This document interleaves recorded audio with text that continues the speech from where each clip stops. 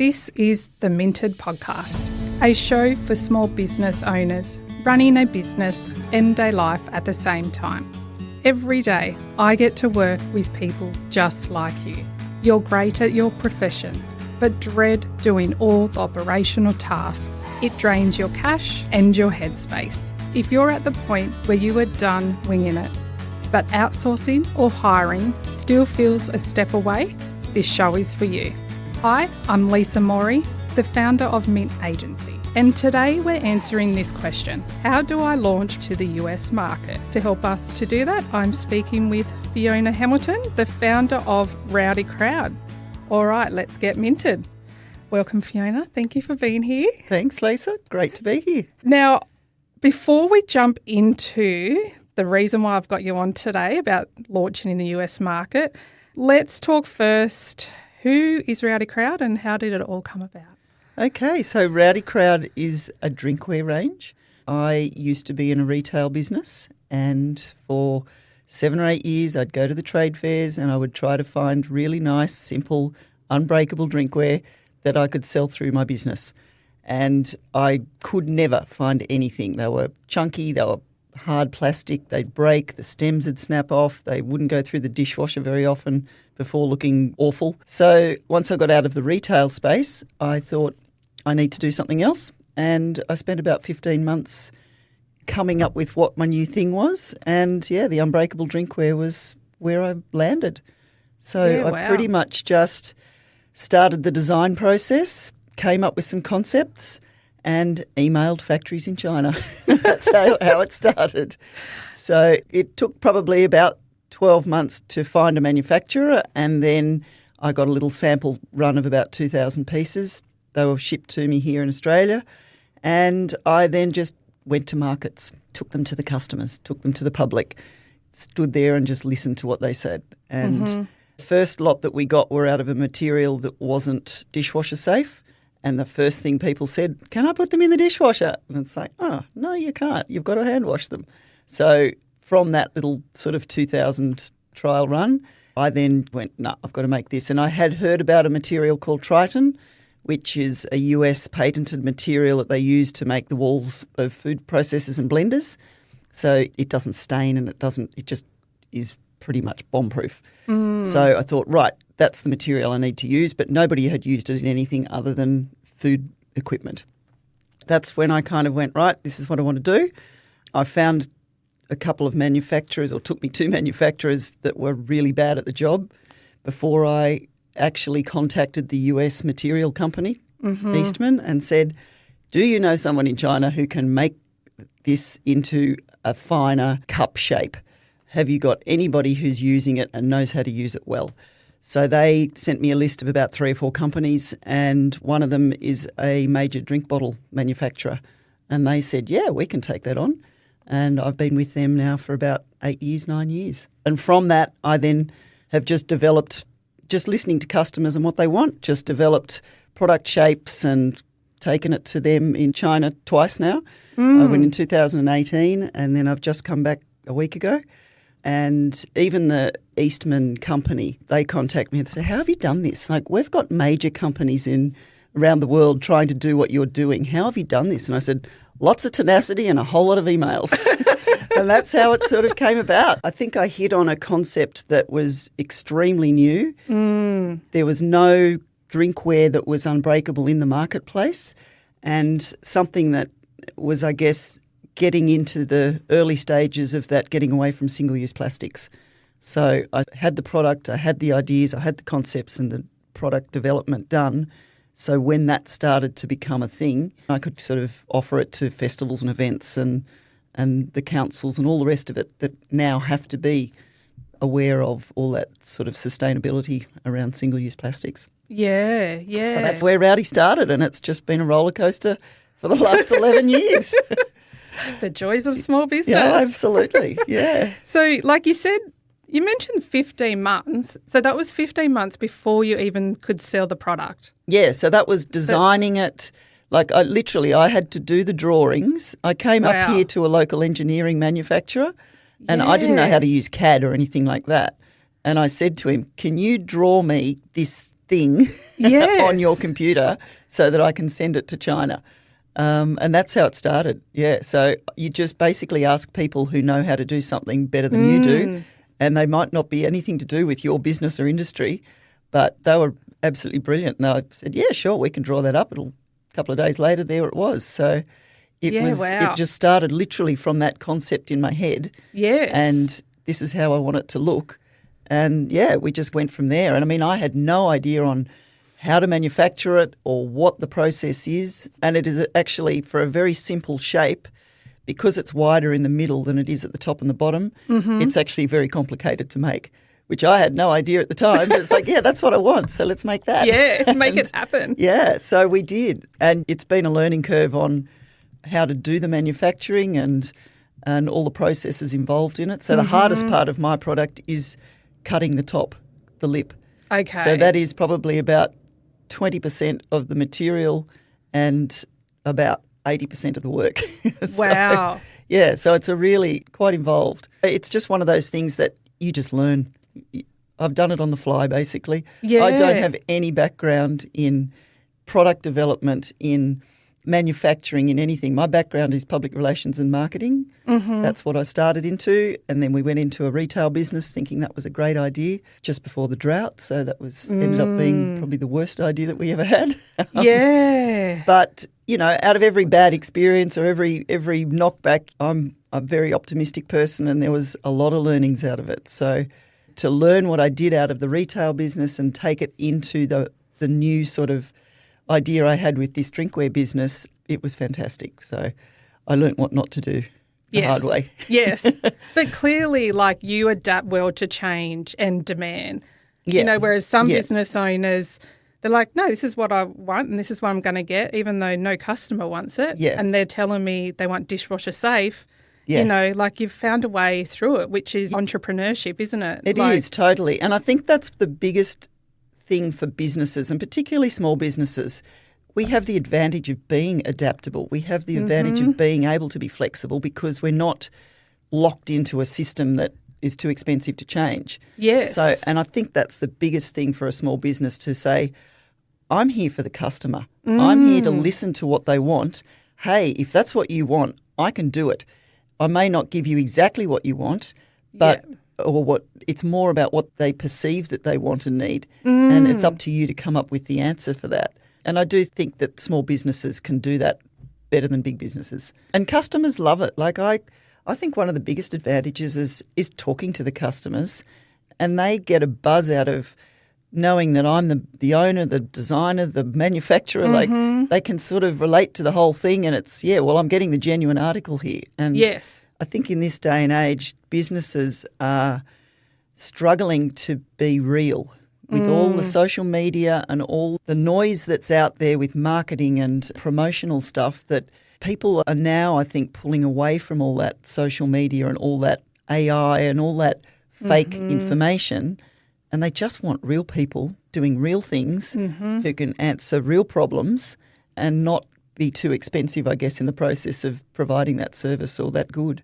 Yeah, So, totally agree. yeah. And the world is changing. And even social media, you get on there and it's obviously full of a lot of influencers too who are getting paid to sell that too, which that's the marketing world these days as well. It is. But having a bit of that old-fashioned touch as well, like the just customer being genuine. 100%. Just be genuine. Yep, And that's- 100%. Because people have lie detectors or Yeah. BS detectors within their own bodies and their own Exactly. experiences, and they can tell when somebody's kind of, I don't really think that's not Exactly. genuine. And if you're genuine, and we're all human, we make mistakes, and if you own up to stuff, and if you go, sorry about that, I didn't quite get that job right, or I didn't understand what you wanted, or whatever the thing is, you work with people and that really ingenuines you to them, and they love it. They go, you know what? Yeah, that's a real person, and we worked through that and we got the great result at the end. Exactly. So, yeah. So going through the whole launch period, was there ever a time, because this is sound like it was a couple of years of journey to get to the result you've got today. Yeah. So was there ever stages where you're like, this is just not worth it? No, because that's not my nature. Yeah. Yeah, if I've got a problem, I'll solve it. I'll just keep banging on that door until I've worked it out. And as the manufacturer of the raw material said, like, how did you do this? I went, I don't know, probably 4,000 emails or whatever it was. Like, just don't give up, because I think the biggest thing is you have to be 100% invested in what you're doing. You have to absolutely believe that it is a product that can find a market or has a market, not one that you have to create. Like the desire and the demand for that has to be there to start with, because if it can't sell itself, then it's going to be an expensive journey right from the get-go. Like, it's got to be something that people need or people want, or if they don't know that they need and want it yet, that you can absolutely see that there is a reason for you to put your time, effort and energy into it. And I think that's one of the biggest or the hardest things as an entrepreneur or just somebody in small business to really go, you know what, I've got something really unique here that I can offer to people that's going to grow its own legs. If it can't grow organically without you spending money on it, it's probably not a good idea. Yes. Yeah. Yes. I think if it's got that genuine ability to solve a problem, it's going to take off. Yeah. And if you're doing it because of the passion and the love and your desire to fill that gap in the market, then that will win you, I feel, over starting a business to be rich, because that's not going to happen. No. You don't do it for that. Yeah. No. We're not all driving around in fancy cars and small business owners. That doesn't work. No. So eventually you'd like that to be the ultimate outcome. Yeah, exactly. And look, there are some people that they just snag it and it works like that. But yes. I don't know very many of those. Yeah, I think to start a business, you really do have to be prepared to just put the hard yards in, because 12 to 15-hour days is not going to be uncommon 6 to 7 days a week. Yes, I hear you. And it's one of those things that you kind of just go, well, if I'm not prepared to do that, then you can't expect it to work or to work well. Yeah. Yeah. And when you're doing it for the love of it, it actually doesn't feel like work. Some days it might be like, oh, it's been a big day and this feels like work. But otherwise, you're doing it for the love of it, so it's actually not unenjoyable. No, exactly. Yeah. And I think the biggest thing is that you do have to, though, balance that, because burnout will happen and frustration will become top of mind, and you do need to allow yourself to have those breaks. I can say that, but I don't do it. But it's like, but like now I think after having done it for so long, I think one of the biggest things that we don't do as a small business is we set aside money for our phone bills, we set it aside for rent, we set it aside for everything else, and we don't pay ourselves. 100%. Like, to me, and I've done it for my whole life. Yes. But I've now gone, you know what, this is ridiculous. So it's just a weekly that comes out and away it goes, and don't argue about it. And you've earned it. Find the money elsewhere to pay for the other bills. Exactly. Exactly. Yeah, and that is so common, isn't it?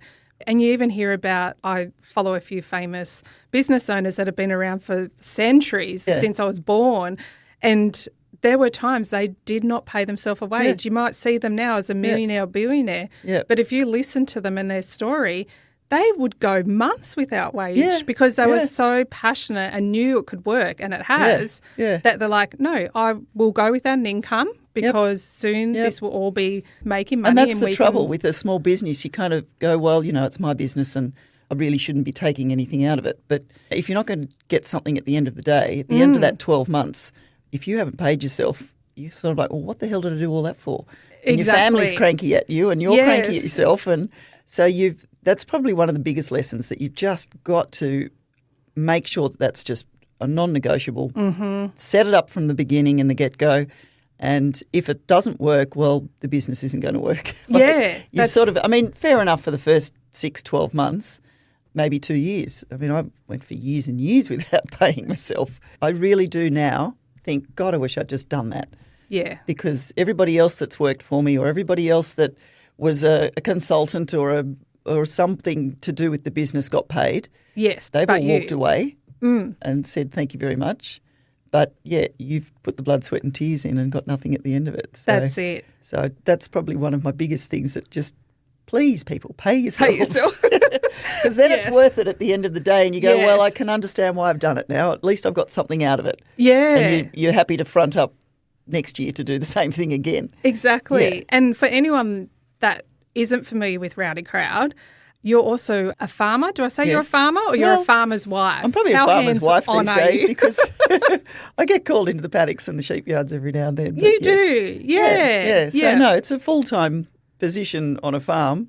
Like I run all the farm books and all the farm business stuff and I do all the stuff for some family and and it's just one of those things you just throw it into your mix. Yeah, that's it. But yeah, like you look out the window and the dust's blowing past or the mob of sheep's coming past and you need to get them out of the garden or whatever it Yeah. might be. So there's always odd interruptions. Yes. So it's like I had a girl that just started working for me and I think it was the second day she was there. I'm like, sorry, look, the boys are all away. I've got a truckload of 400 sheep coming. I've got to jump them off in the paddock. Oh, my Do you want goodness. to just come and help me? and I, for some reason, had the denim dress thing on and I'm climbing up the side of a truck trying to get Wow. the sheep off the top deck and she's just standing there going, oh, my God, what sort of job is this? What am I I'm a signed up? marketing coordinator. What am I doing in a paddock with 400 sheep jumping off a truck? That's just part of the... Yeah, that's and that it. just makes it, real and interesting. Exactly. Yeah. Exactly. Like people will ring me It's- and there's sheep bleating in the background because I'm in the yards or something. So it's like, sorry, I'll ring you back in a minute. But it's that's real life. and that's just real That's- life. Yeah, everybody's business is like that. It's not always Yeah. just going to be sitting in an office with a cup of coffee. So let's fast forward to when you had, some will say crazy, some will say good. I thought, oh my God, what are you doing? When you decided, hey, like, why not launch the product to the US market? The US market, yeah. So it was probably early 2023 and I was talking to the accountant and I said, look, this product's just great because really for the first 5 or 6 years in the Australian market, I had no competitors. So we just were ticking along very happily. And I don't do marketing on the whole because it is, to me, the product is an organic product. It sells itself within the market. Don't get me wrong, I have wasted hundreds of thousands of dollars paying marketing people and all these programs that they come up on social media. You go, oh, that might be good. Maybe I'll try that. And you try it for 6 to 12 months and then you go, oh, my God, that was a terrible idea. And you've wasted $30,000. Live and learn. So, but I've done that over and over for 20 odd years. And it's just, so now I've gone, okay, let's just go in-house with all that. But so I had been to the accountants and he just went, look, this is the best bit. It is simple. You've got such a simple structure. It works. And I said to him, look, I'm thinking about launching it in the US market. And he said, look, it'd probably work, You won't know unless you have a go. And that was pretty much, and that's how I kind of tackle most things. Yeah. So, pretty much from the beginning of 2023, I said, right, well, let's just see how it goes. So, yes, I had a marketing guy that was in the States that was meant to be lining me up with retail wholesalers, promised the world to live an atlas at a push. But he got me in with a CBS Mornings show. And they required a certain amount of stock to be able to do that. So again, went to the accountant, went, oh, what do you think? Do I do this? And I can afford to buy the first shipment and let's make it work. And he said, look, I think you can do it. So that was basically the entire conversation around how this is going to work. There was And no... that was it. That was it. So yeah, as far as great amounts of research into how to make it work, it was just, let's just do it. Unfortunately, that's kind of how most of my business decisions are made. It's just go on your gut, go with it. So, yes, we pretty much set up the warehouse because I needed somewhere to ship to. And the only good thing that came out of this dodgy shark that I dealt with over there was that he introduced me to this guy that was in Charlotte, Rock Hill, who runs a huge distribution warehouse. And he was the most beautiful, genuine, lovely person, like a really good person. And I met with him for the first time last week and it was terrific, just really got on. And he totally believes in the product. He said, this is going to be great. I can see this working and all the rest of it. So So having that sort of feedback from his end and a few other, like I've now got there is a PR company that I use over there, and they're just doing organic marketing. So it's just getting it into magazines and sending samples. I've sent hundreds of samples out to people that write and have blogs and all that sort of thing. It's just starting to grow legs over there with that. So yeah, it was pretty much just get the product there. The CBS mornings fell over because we needed to get the shipment there by a certain date. Panama Canal ran out of water, and so there was about a 2-week delay getting through there, and that's always a bit of a dodgy one. And that was okay. We were there on the Charleston docks on time, but then there was a hurricane off Charleston. Oh, so what's a lot? That sort of just pushed us to the limit. If we couldn't ship within 3 days, we were then penalised heavily. So I just went, rather than, and we'd never dealt with the warehouse, we'd never dealt with any of this, so I just went, I think rather than stuff this up for the first time, let's just say we can't do it. So unfortunately that one still hasn't happened again. So there's a lot of products sitting in a warehouse in America. But anyway, it's now starting to move. We're getting into Walmart and a few online platforms like that. But yeah, it's one of those things that you've just got to roll with the punches and you can't curl up your toes and say, well, that's it, I'm not doing it anymore, because you're too invested, you're too far in. So that's why we've just done a trip to the States to do a trade show. And that is basically, it was 10-minute speed dates with big sort of box stores and anybody who's buying for the convenience market, anyone who's buying for seasonal outdoor sort of products. So yeah, that was very interesting. It was great. It was a good insight into the American market. They're in a bit of a world of hurt over there at the moment as well. I've heard. And they're a bit the same. The social media is sort of pulling back a lot, and the way they're marketing and the way that they're sort of trying to reach people is changing. Retail spaces, bricks and mortar, are just hard work. They are very focused on their buying of every individual product, and at the moment we're looking at developing a new product just for that market, because I think there's a big opportunity over there for the sustainability side of things, and the American market's not into recycling and sustainability, and single-use plastics are everywhere, bags are everywhere, straws are everywhere. So usually they're in front of Australia, aren't they? With many things, like we follow suit with America. They are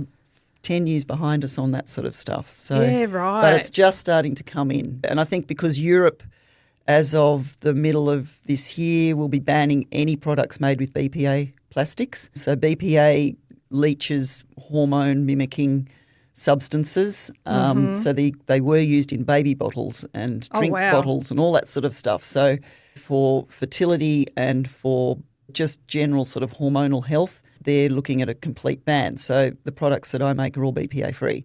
Training and teaching the market also as to which products have which benefits or attributes that they do or don't want, that's part of the biggest hurdle that we've got to start to look at. And that's also in the Australian market.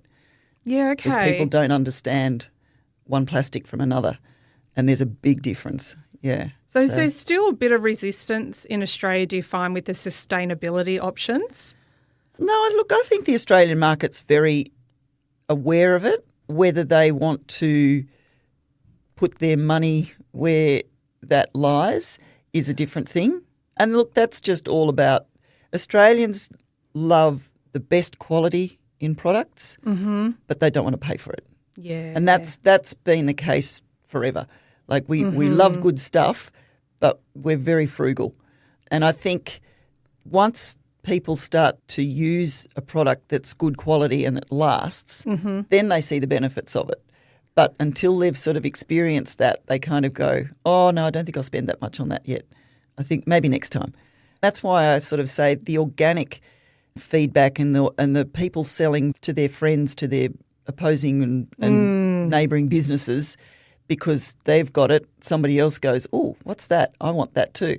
And that to me is a far better sales channel than pouring it into a marketing budget. Yes, referrals. Yes. Yep. You can't beat it. No. And funny that you say people look at it almost from a money point of view, because I look at it and go, well, realistically, this is a cup or drinkware that's going to last a lifetime that you won't have to keep replacing.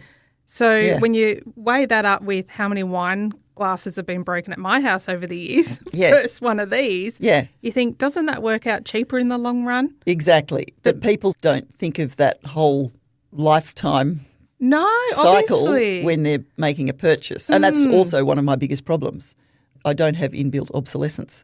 So Yes. my products, I've still, the first ones that I got or made that are Triton, people are still using them. Yes. So I don't have repeat customers for that reason, but Yes. the referring customers are where my growth is. Yeah. It's all those people that go, hey, what have you got? Where did you get these? And then they want them for their house, for their festival event, whatever. I'm a very organic marketing kind of product and business. And it works. I like people to sell it for me. Yeah. It's far easier Saves and you much time. better. Yeah, exactly. Then you could be paid a wage. Exactly, yeah. yeah. So all I've got to do is answer the emails that come in every day saying, hey, we've got a wedding, I've got a party, I've got a festival, my corporate sort of events on, I need some drinkware for it. So, Exactly. yeah. And events happen all the time. So in some ways, although you say they last a lifetime and, you buy the ones for the caravan or the home or wherever and you have them forever, but then events happen all the time. Like how many special occasions happen in just one person's life? Exactly. Yeah. And that's it. And even the festivals, they renew them every year because they give them to their patrons and their visitors and they go away with them and they end up with a collection of them.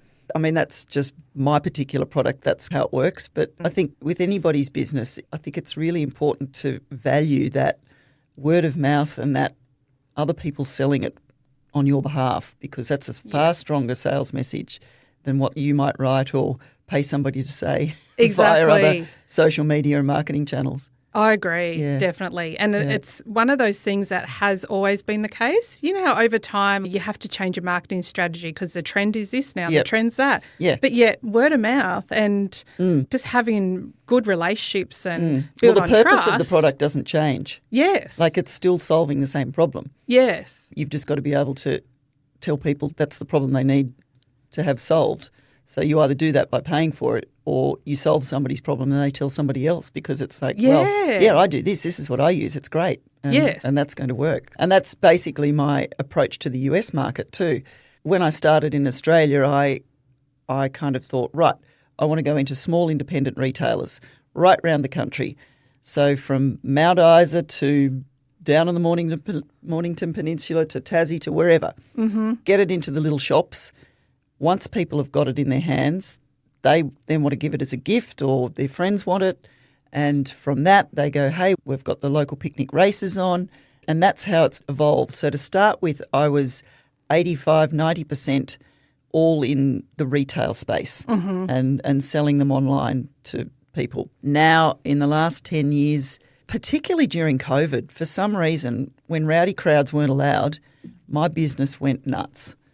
Oh, really? So unbreakable drink, I don't know, like I was doing little packs with 2 glasses in a little bag. I called it a purse pack. You could put it in your handbag. So when you visited your friends, you had your own drinkware. Yes. They went well. But it was the festivals and the events and things, people getting ready for when COVID bans lifted, we are going to have one hell of a party. Yes. And so my business just went nuts for about 3 years. And I couldn't work it out. As I said, when rowdy crowds weren't allowed, they were out there. Yeah, so wow. To me, that was the turning point. And because retail businesses were really struggling because people couldn't go in the doors, my business turned from being a retail sort of wholesale business to full-on bulk wholesale. So now that would be 95% of my business is just printing, customising and sending it to events and festivals and people that are having parties. I think having the flexibility to go, hey, wow, this is where I'm going now. Now that I'm starting in the US market, that was my concept. Let's get it into people's hands. So we sent the retail bags over there and we're just trying to seed the market. And once it's in the market, then we'll start to develop the wholesale and custom printing and all that sort of side of it. But yeah, that's a tough market to get into that retail space over there. I know us Aussies, like we are big on relationship and getting to know other people and building that trust. But I always imagine America is a bit more cutthroat. Like, how are you finding it? It is cutthroat. It's a very different retail market and they buy a lot of stuff. Yeah, right. They're not as considerate or considered in their decision making, I don't think. They just walk in and come out with whatever's there. So you've got to be on the shelves popping out because there's 25 products the same. Yeah, right. There's still not a lot in my space over there. So again, I'm sort of getting in early, but it's going to be different. So we've come up with all new packaging for the estates. Because they're box stores as such, we're putting them in boxes. So all my product at the moment in Australia has been sold in bags because I'm very big on nil waste packaging. Basically, I sell it in the storage bag, and because they're unbreakable, we just ship them in the storage bag. So there's no excess packaging. But because things over there, it's all about shelf and display and eye-catching and all the rest of it. I mean, most of their boxes are very boring, but they're in a box. So we're now developing the box that's got the little sort of cutout window so that people can tap on it and say, oh, it's plastic. Because one of the biggest problems I think I'm finding is people look at them online and they don't know what Triton material is. And when we did our market research on we've got to sell glasses, it's like, okay, well, they're not glasses. But anyway, so we'd put it in the description, but the actual headline was that there was 8 glasses in a bag. And so people were going, well, they're not glass. And we had a bit of an issue. So it was the market research was saying, well, these are the key words that we should be using. But the customers are going, well, this isn't what we ordered. You can do your research as much as you like, but if it's not what the customer's perceiving to be what they're getting, then you're in a whole world of hurt. So we've had to go right back through all our Walmart sort of stuff and go, hang on, we're not calling these glasses anymore. We've put plastic and Triton and really we've got to educate the market as to what it is because, yes, they look like a glass, but don't just go on looks, people. Yeah. You've got to scream the words out at them too so that you're not being misinterpreted. And if you don't know what Triton is, like to me, when you use the word Triton, I think of a car. Yeah. But that could be because I'm a bit of a redhead. Yeah. But is Triton a word that's used often? Like, you know, your whole BPA I've seen often in Australia. Yeah. But, so that's hard for you. And that's what I've said to the manufacturer of Triton material. I said, the biggest hurdle that you guys have also got is to promote your name because it's if people are in the industry, they know what it is. Yes. But people outside that are sort of looking at a whole lineup of plastic drinkware because they're having a barbecue out in the backyard, they don't know the difference. So all our new packaging and boxing is going to be explaining exactly what it is and what it does and really honing in on that message because we've got to educate the public as well. Yes. That's part of our responsibility. If we're going to be responsible for the sustainability and having that reusable and recyclable material, then we've got to tell them about it. That's part of business too. You can't just go, well, I know what I'm doing. You got to say to everybody else, well, do you understand what I'm doing? Like, do you actually know, do you get it like I get it? And that, to me, is one of the hardest things. And that's where I think I have found marketing companies and third parties that come in to my business. It's simple. It's a plastic cup, people. Like, let's not overcomplicate this. But we get into the funnels of top, bottom, middle funnels and what we're doing with our consumers and da-da-da. It's like, it's a plastic cup. Can we just promote the fact that it doesn't break and it goes through the dishwasher? Let's not overthink it. Yes. And I think that's one of the hard things when you're talking to the consumer, it's got to be your message. It can't be what some marketing person says, well, this is our blanket answer to every client we've got. Yes. So this is how we're going to do it. Yes. This is what we learn at uni. Yeah, and exactly. We're going to, Yep. And I think that's one of the biggest things that as a business owner, you can get so wrapped up in that and they can make it sound good and have a fabulous presentation on how they're going to make your business sing. Yes. But I think a lot of the time they miss the core messages and they really don't know how to talk to your particular customers and really nail that sort of message down to its simplest form that people go, that's what I'm looking for. That's the problem I need to solve. Right, okay, there's my solution.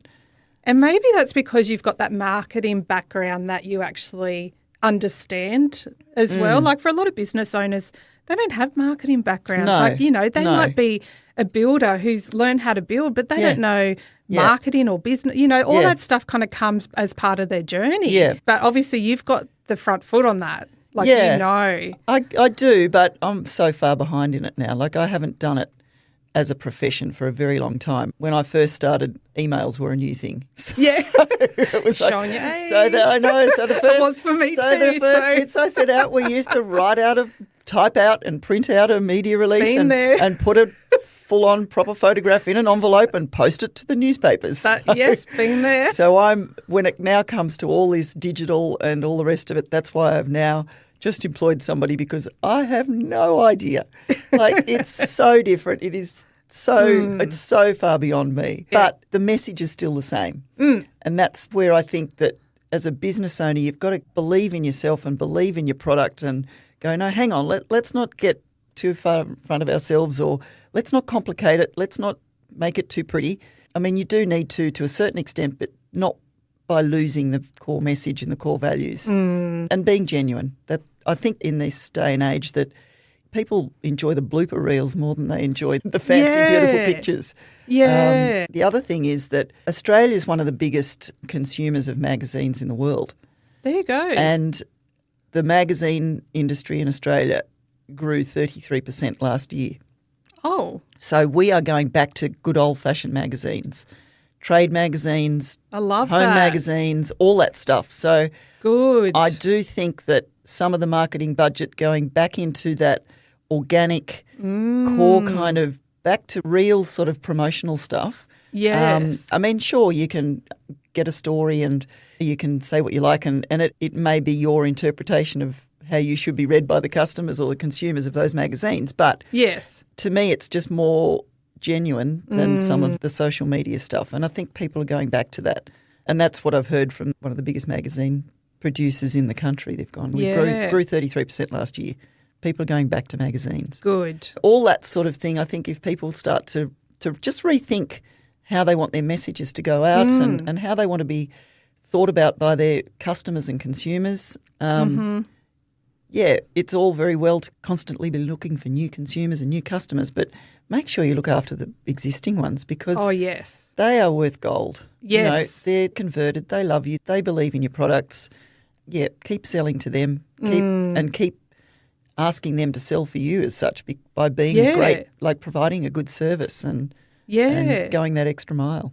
How are you finding the US market in comparison? Are there any differences between your target audience and your messaging? No, look, I think the target audiences are pretty much the same. Like it's people that are doing their backyard barbecues. They do a thing called tailgating over there, which is huge. So before a sporting football event, particularly college ones, they have maybe 100,000 people in the stadium. Wow. They got 200 outside in the car park having goodness. a party all day. So Did you experience that last week? No, I didn't. No, I was there just before the Super Bowl, but no. Bugger. So yeah, it's huge. It is a cultural thing. Tailgating is massive. They all just literally park their utes on the asphalt. But now there's like catering companies that come in and it's a little bit more fancy and all the rest of it. Our plastic drinkware, and they just drink out of those little red and white sort of Reddit cups, and it's like So we've got an alternative to that now. Yes. So the consumers, they do slightly different things, but they've still got the same problems. It's going to be a very different market to crack because it's just so big. All we want is just a little toe in the door and we'll be happy. And we did. We got a lot of interest at the trade show because it's something new, something that they haven't seen before. I think, but now the work starts. It's all very well to go over and meet them, but now like to actually get into their systems because they're buying for 2027. Okay. So we're not going to see anything come out of this for probably 2026. You might get a few little bits and pieces. But to get into those companies it's a long, hard road, How do you actually win them over as such? Like, is this all about the relationship building now for you? Yeah, I think it's relationship building, but it's also listening to them and going, like we've got a guy that said, I just want you to send me some samples of the white cups because I just want to test them with hot drinks. And I've gone, bingo. So we've now developed a whole marketing pitch around that for him. Because I know what he wants to use them for, but that's just by listening to what he wants. Yes. And it's like, right, well, we got a product that we can create for you. Yeah, good. So, and that company's 1,600 on the West Coast alone, 1,600 stores plus Europe plus the East Coast. So, you get one bingo. little foot in the door for something like that and you create a product that's just for them, who knows? Yeah. But there's a lot of work to go before that happens. That could be just a pie in the sky. But it gets you thinking and you're kind of going, right. And they're such fast people. Like they walk in and everything's on offer. They just go to the drink that they want and they pour it out of a fountain and they walk out the door. Like coffees are all instant, sort of out of those hideous percolators. Like they don't do cappuccinos. They don't do nice coffees. Like they're missing out. Oh, they've got no idea. The world's worst coffee comes out of America, I think. Wow. But it's all quick and everything's got to be. That's their lifestyle, yeah, isn't everything's got to be quick. Everything's got to be on Yes. display. I just pick it off the shelf and I go. Yeah, So right. there's not a lot of thought process, I don't think, into their selection of products. So that's where it is about your packaging and it is about trying to get that message in that 30-second sort of glance past your stuff, Yes. either online or on a shelf. Yeah. So, it's understanding what their key drivers are Yeah. to then go, right, well, that's what we put in our boxes and that's what we put in our pitches to these companies. Yeah. So, It sounds very impulsive. yeah, it is. It's a very impulsive market. Yes. Yeah, convenience, like a part of the trade show I was at was a convenience. There was one that was for convenience stores earlier. And it's just like they are honing in on the smallest things in people's lives and creating products around them. Okay. So the GLP ones with your Ozempics and things like that. So that's a huge market that's exploding in the States. And they are designing products because people that are on those medications have a higher need for protein and for fibres. So people at this convenience thing, there are drinks that they are spiking with proteins and spiking with fibres just for that market. Like they hone in on things and Wow. absolutely market and produce the products out of it. Like they just a whole different world it is almost, a completely isn't it? different, and they're fast. Like that's this year's thing, and then next year there'll be something different. And people are marketed to the whole time. Yeah, wow. It's interesting. What an eye-opener compared to good old Aussie way of doing things. Yeah. They're not relaxed and laid back in their approach to anything. It's all business markets and how can I make money out of this? Yes. Yeah, they're very, very commercial. Yeah, and how good that you got to experience it firsthand by going over there. Yeah. As well. 'Cause And there were talks and things, so we listened in on retailers and what they're looking for and how to grab people's attention, how to do a pitch deck for going into these sort of companies and what they look for. And, so there was a lot of learnings out of it. And just talk. We just spoke to lots of people. Most of them apologised for being American, but we're so sorry.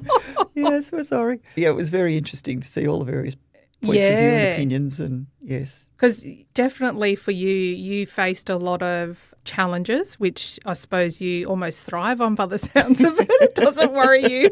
But I know with the tariffs and everything, so many things have been out of your control, but yet you've still kept pushing through and finding a way to get over the next hurdle. You can't sort of curl up when you're halfway through something because there's too much lost behind you and there's too much to gain in front of you. Yeah. So you've just got to work out how that's going to work. And look, you do have to make decisions that are for the business. You can't just go, oh, bugger it, I'll keep doing this if it's losing money or if it's just not going to work. You do need to learn when to pull out, which I'm not very good at that. But you have to think your way around the problems, and if it makes economic sense to do something, then do it. If it doesn't, well, probably shouldn't. Yeah. Yeah. Do you bounce those decisions off anyone, or is it all in your head when you've got to make those? It's generally in my head. Yeah. Occasionally I'll go, I'll talk to my husband. I'll go, what do you think about this? And you go, I don't know. That's not No my help.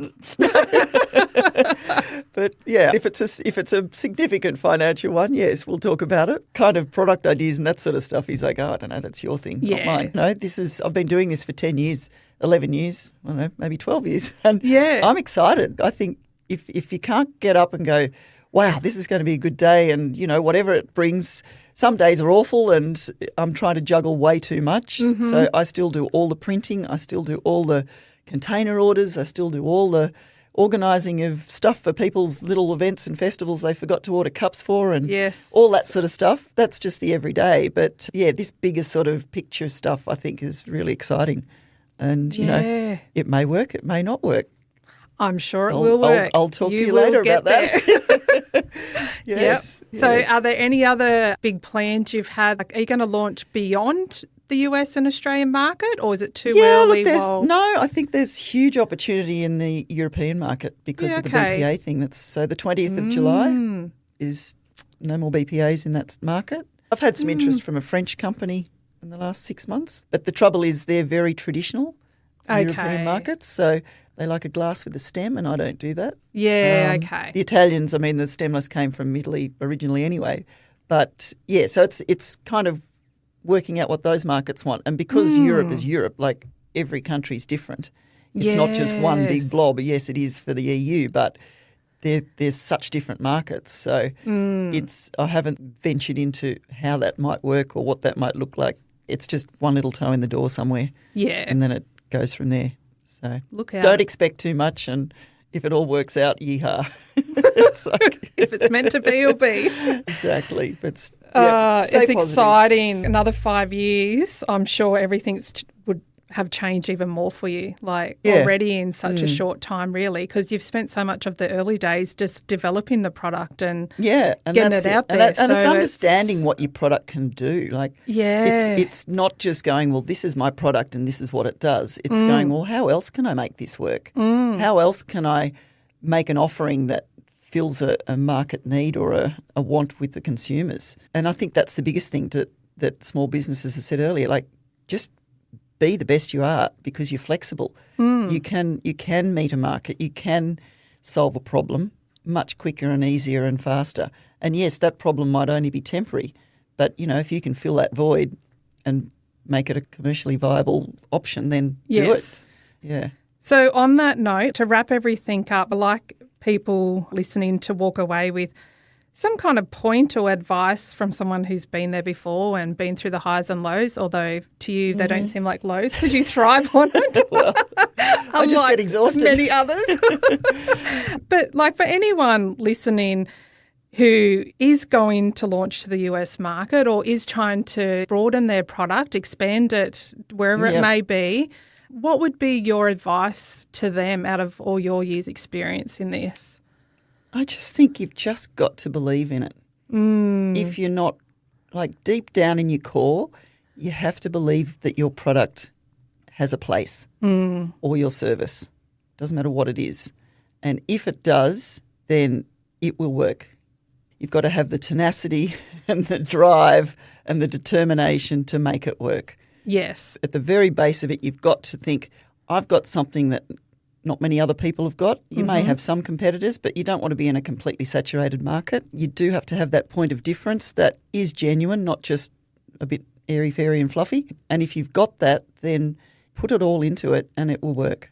Yeah. Eventually. Great advice. Yeah, that's it. Great advice. And don't expect anything to happen in under 2 years. That's my biggest thing.